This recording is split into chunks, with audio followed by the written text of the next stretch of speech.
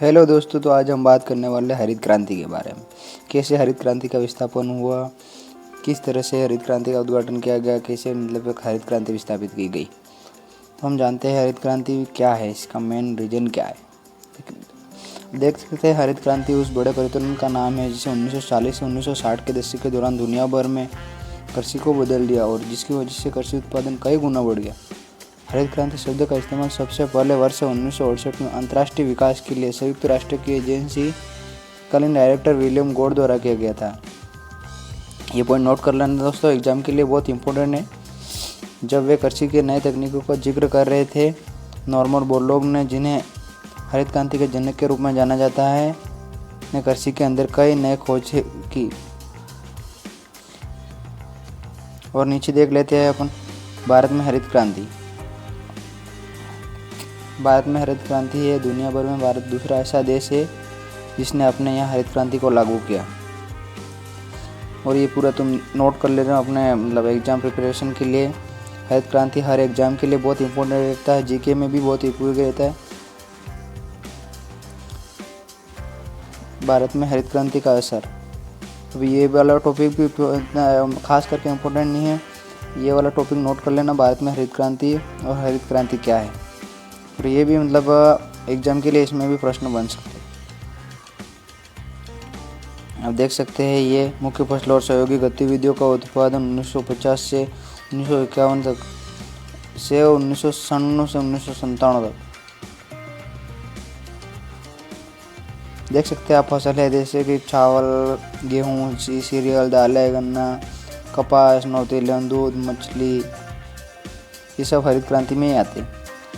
ऊपर दिए गए सरकारी आंकड़ों से चावल, गेहूं और गन्ने के उत्पादन में वृद्धि देखी जा सकती है। ये देख सकते हैं कृषि निवेश 1980 के दशक में। तालिका 1 से हमें उत्पादन के बारे में पता चला कि कैसे वर्ष 1950 से 1960 के दौरान और हरित क्रांति को लागू करने के बाद पंजाब, हरियाणा, उत्तर प्रदेश में अनाज के उत्पादन में वृद्धि हुई।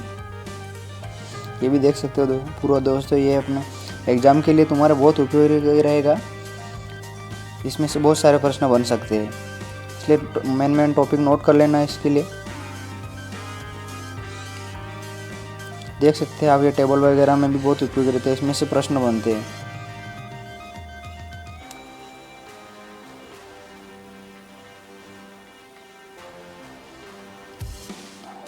ये देख सकते हैं फसल विविधता के ऊपर प्रभाव। भारत में खेती के इतिहास की शुरुआत से ही किसान प्रकृति से मिले विभिन्न किस्मों को लगातार पीढ़ी दर पीढ़ी अपनाते और संशोधित करता है।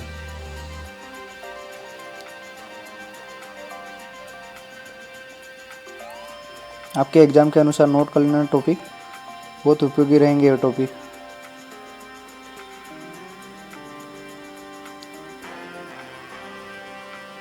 जल के ऊपर प्रभाव, सब टॉपिक उपयोगी रहेंगे दोस्तों, आपके एग्जाम के लिए बहुत उपयोगी। जैसे कि अपन सोचते हैं कि ये टॉपिक उपयोगी नहीं है, पर बाद में बहुत उपयोगी रहते हैं एग्जाम के लिए। भूजल के ऊपर प्रभाव, स्वास्थ्य के ऊपर प्रभाव,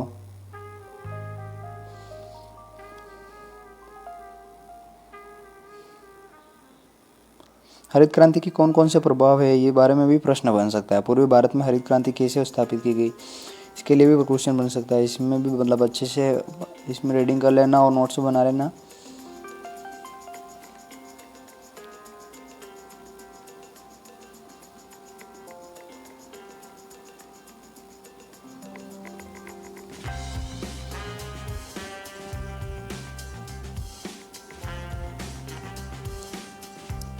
आधुनिक और पारंपरिक खेती के बीच मुख्य अंतर,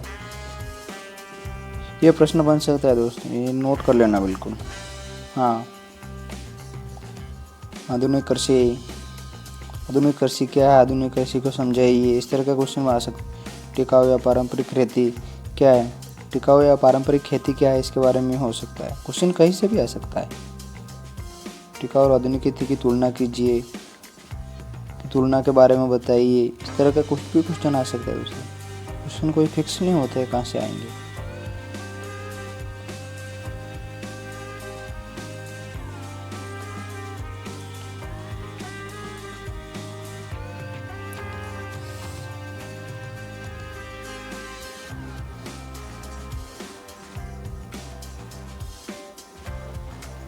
चल के देख सकते हैं आप। पूर्वी भारत में हरित क्रांति लाना BGRAI के साथ प्रमुख समस्या है। पूर्वी भारत में मशीनीकरण से उपजी समस्या है। हरित क्रांति द्वारा प्रस्तावित कृषि के तरीके, पारंपरिक खेती से अस्थायी कृषि पद्धतियों की ओर। पूरा आप अपने हिसाब से नोट कर लेना, टॉपिक वगैरह आपको बता रहा हूँ इसे। हरित क्रांति तकनीक का असमान भौगोलिक वितरण, बड़े व्यावसायिक खेतों के लिए छोटे छोटे खेतों में नुकसान। हरित क्रांति से हम 3 प्रमुख सबक सीख सकते हैं। ये सबक भी आप देख लेना अपने हिसाब से। सामाजिक ढांचे के ऊपर प्रभाव, पारस्परिक संबंध, वर्ग संघर्ष और हिंसा, लिंग असंतुलन। निष्कर्ष भी देख लेना हरित क्रांति के।